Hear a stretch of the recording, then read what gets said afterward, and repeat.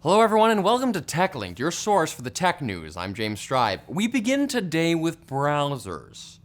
Right as they released their 90th version, Firefox has gotten edged off its podium place in the never-ending browser wars by Microsoft Edge, no less. See what we did there? According to the latest figures published by StatCounter, Microsoft Edge accounted for 3.4% of web traffic, making it the third most used browser. Firefox, which used to hold that position, unfortunately only accounted for 3.29%.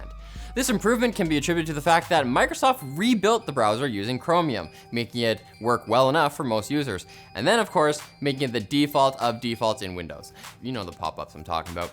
If, my poor mother-in-law, but it says I'm gonna be less productive if I don't keep it. I know. It's really asking me, are you sure? That actually works on her.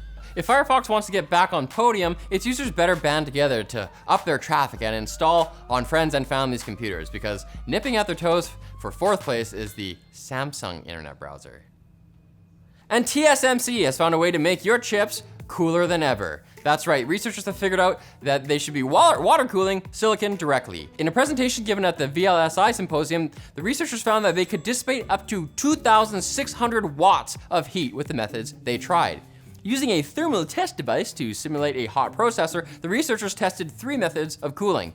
2 had the water channels etched into a silicon lid, with one using a silicon oxide fusion and the other a liquid metal to serve as a thermal interface material. These performed well, but not as well as when the water channels were etched directly on heat-generating silicon itself. The how of implementing such an exotic cooling solution in the mainstream will still need to be worked out, but such solutions could help maintain the precepts of Moore's Law even more.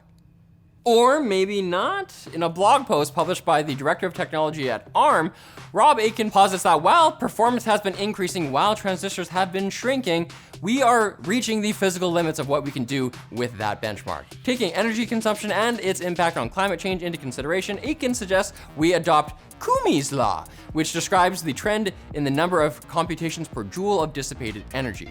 He argues that this would work better with the way that consumers use technology today, where battery life and efficiency is more important than gross power alone, especially in your phone. We are already seeing the fruits of this focus with Apple's transition to its own ARM-based silicon, which was done because performance per watt improvements have been slowing with other architectures, and they love to keep things thin. Right, Jonathan Horst? Yes. Is that you? Yes. Mac-adjust, baby, subscribe. It can also posit a future of technology that's so low powered, it could harvest energy from the environment around it, like how an RFID chip is powered by the devices that use it. I mean, my mother-in-law sucks all the energy out of the room, am I right? Just kidding, Cindy, I love you so much. And now, here's another person. Don't worry, I'll be right back. Today's Quick Bits are brought to you by Wondershare PDF Element. PDF Element is the all-in-one PDF solution for Windows and macOS. Their latest update to Windows introduces PDF Compare, allowing you to easily compare separate PDF versions and get things finalized quicker. It makes it super simple to sign, edit, annotate, and make notes on all your PDFs for your business or even for school or whatever.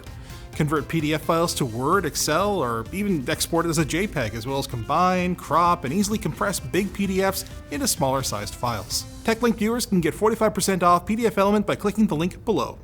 This is the part where the little quip about the quick bits goes, but we don't really have one, so we're just gonna get right into it. Just joking, it's the quick bits! If you don't like using Windows installed on your computer, you can now use it online. Microsoft unveiled Windows 365, a cloud PC service aimed at businesses who don't want to deal with the hassle of managing multiple Windows installations spread on multiple pieces of hardware. The service builds on Microsoft's Azure Virtual Desktop Service, with installations configurable up to 8 CPU cores, 16 gigabytes of RAM, and 512 gigabytes of storage. When it launches on August 1st, it'll be yet another form of computing that's been pushed to the cloud. Don't they know I need a computer to run this? Oh, they want me to do this on my phone? Windows phones? Is that what this is all about? Apple has quietly launched their latest first-party MagSafe accessory, a battery pack. The $99 accessory will let iPhone 12 users top up their phones on the go. While it pops in easily, throughput is limited to just 5 watts. But when it's plugged into a 20-watt charger, it can charge the phone at full 15-watt MagSafe speeds. Ish. Cooler still is that the battery pack supports reverse charging, so if your phone is plugged into CarPlay, you can still send juice to the pack for later. That is actually pretty cool. Power is meant to be shared. Jeff Bezos.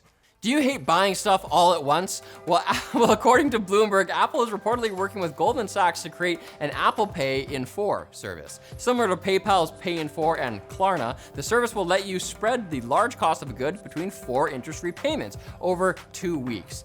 Just 3 easy payments of $29.99. Or you can pay in installments with interest over several months. This is just seems like servitude, like late stage capitalism. Apple owns you and your data.